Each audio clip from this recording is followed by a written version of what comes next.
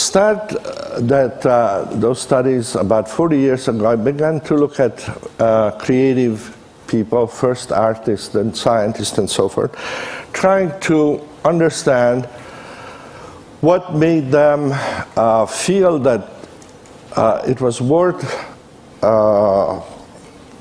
essentially spending their life doing things for which many of them didn't expect either fame or fortune, but which made their life meaningful and worth doing. This was one of the leading composers of American music back in the 70s, and the interview was 40 pages long, but this little excerpt is a very good summary of what he was saying during the interview, and it describes how he feels when composing is going well. And he starts by describing it as an ecstatic state. Now, ecstasy in Greek meant simply to stand to the side of something.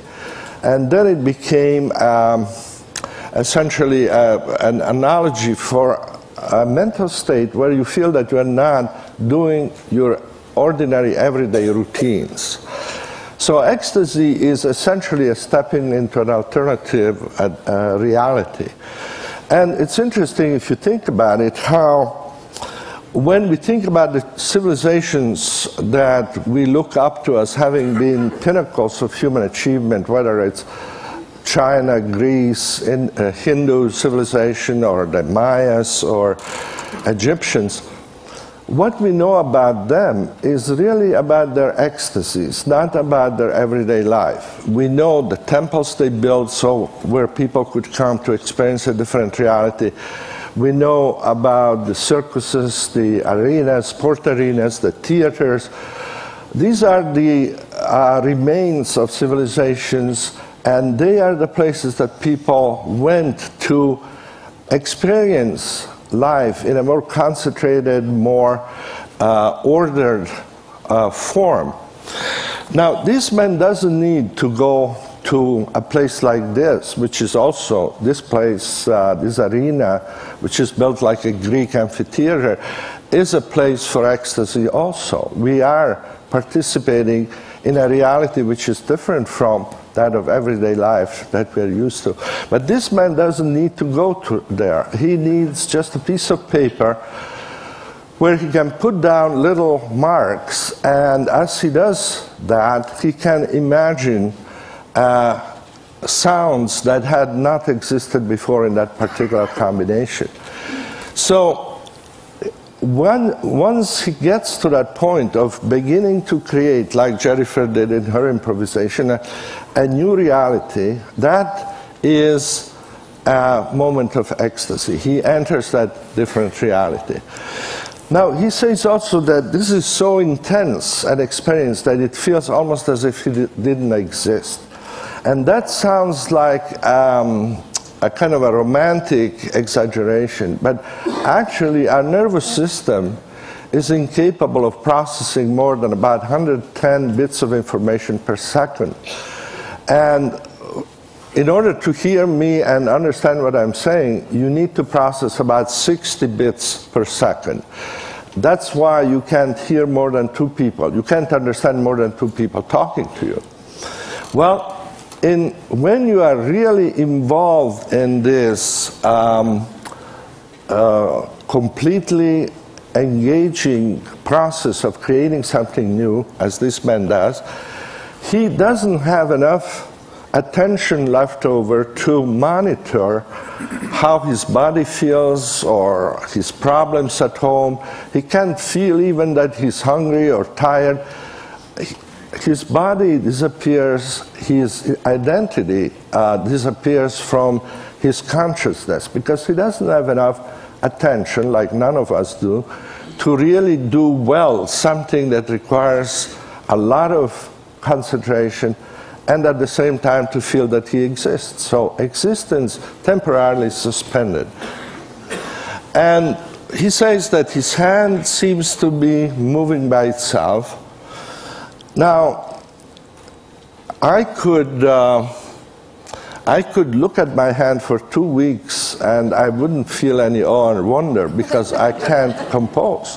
But so what he's not telling you here, but in other parts of the interview, is that obviously this automatic, spontaneous process that he's describing can only happen to someone who is very well trained and who has developed technique. And it has become a kind of a truism in the study of creativity that you can't be creating anything with less than 10 years of technical knowledge, immersion in a particular field. Whether it's mathematics or music, it takes that long to be able to begin to change something in a way that it's better than what was there before. Now, when that happens, he says, the music just flows out. And because all of these people I started interviewing, this was an interview which is over 30 years old, so many of the people describe this as a spontaneous flow that I call this type of experience the flow experience. And it happens in different realms. For instance, a poet describes it in this form. This is by a student of mine who interviewed some of the leading writers and poets in the United States, and it describes the same effortless, spontaneous feeling that you get when you enter into this ecstatic state. This poet describes it as opening a door that floats up in the sky. Very similar description to what Albert Einstein gave as to how he imagined the forces of relativity when he was struggling with trying to understand how it worked. But it happens in other activities. For instance, this is another student of mine, Susan Jackson from Australia, who did work with some of the leading athletes in the world. And you see here in this description of an Olympic skater the same essential description of the phenomenology of the inner state of the person. You don't think, it goes automatically. You merge yourself with the music and so forth. It happens also actually in the most recent book I wrote called Good Business, where I interviewed some of the CEOs who have been nominated by their peers as being both very successful and very ethical, very socially responsible. You see that these people define success as something that helps others and at the same time makes you feel happy as you are working at it. And like all of these successful and responsible CEOs say, you can't have just one of these things to be successful. If you want a meaningful job and successful job, Anita Roddick is another one of these CEOs we interviewed. She is the founder of Body Shop, the cosmetic, kind of natural cosmetic thing. It's kind of a passion that comes from doing the best and having flow while you're working. This is an interesting little quote from Masaru Ibuka, who was, at that time, starting out Sony without any money, without a product. They didn't have product, they didn't have anything, but they had an idea.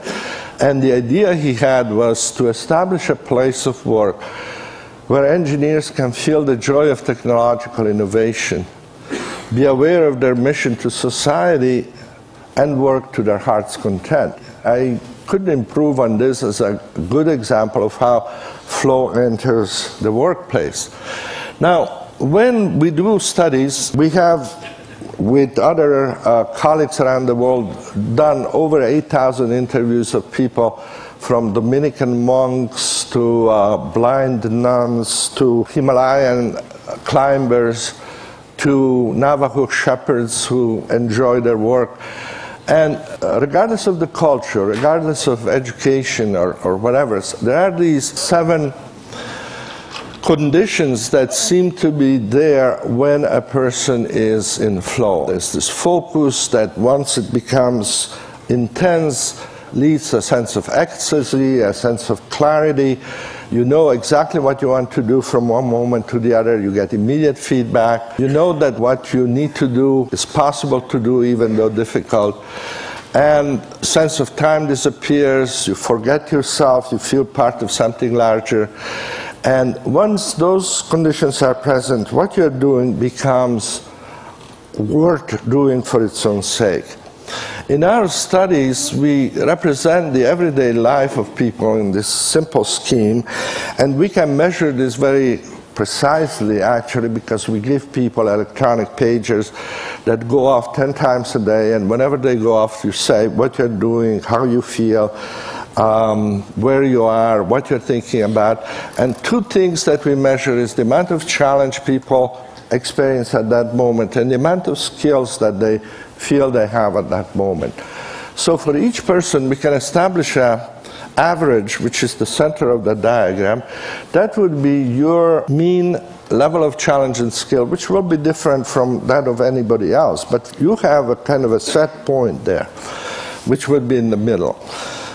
If we know what that set point is, we can predict fairly accurately when you will be in flow, and it will be when your challenges are higher than average and skills are higher than average. And you may be doing things very differently from other people, but for everyone, that flow channel, that area there, will be when you are doing what you really like to do. Play the piano, probably. Be with your best friend. Perhaps work, if work is what provides flow for you.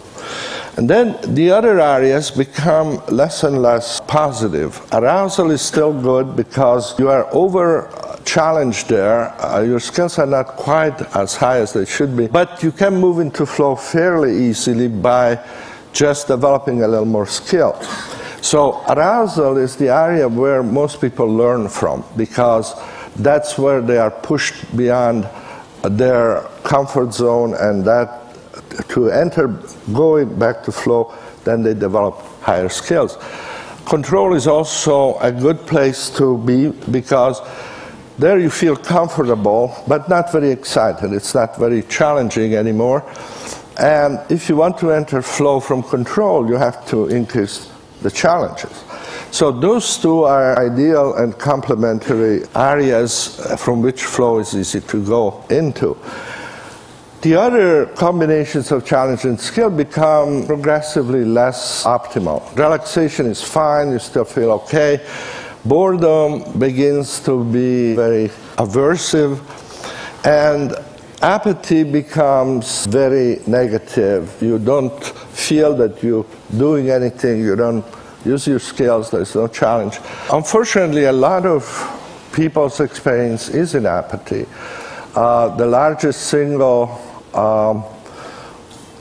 contributor to that experience is watching television. The next one is being in the bathroom sitting. And then, even though sometimes watching television about 7 to 8% of the time is in flow, but that's when you choose a program you really want to watch and you get feedback from it. So the question we are trying to address, and I'm way over time, is how to put more and more of everyday life in that flow channel. And that is the kind of challenge that we are trying to understand. And some of you obviously know that how to do that spontaneously without any advice, but unfortunately a lot of people don't. And that's what our mandate is, in a way, to do. Okay?